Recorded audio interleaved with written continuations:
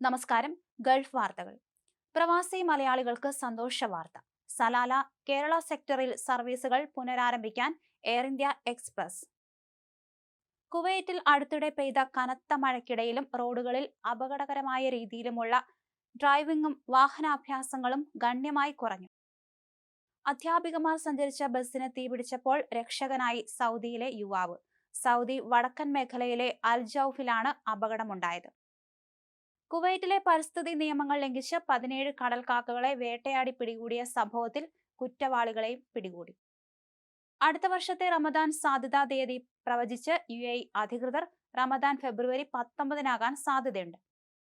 Christmas എത്തിയതോടെ UAEയിലെ നിരവധി സ്വകാര്യ സ്ഥാപനങ്ങൾ തങ്ങളുടെ ജീവനക്കാർക്ക് ഡിസംബർ 25-നും ചിലയിടങ്ങളിൽ 26-നും പ്രത്യേക അവധി പ്രഖ്യാപിച്ചിരിക്കുകയാണ്. മദീനയിലെ പ്രവാചക പള്ളിയിലെ മുഅദ്ദിൻ ഷൈഖ് ഫൈസൽ അൽ നുഅമാൻ അന്തരിച്ചു. മദീനയിൽ തന്നെയുള്ള സ്കൂളുകളിലാണ് അദ്ദേഹം വിദ്യാഭ്യാസം നടത്തിയത്.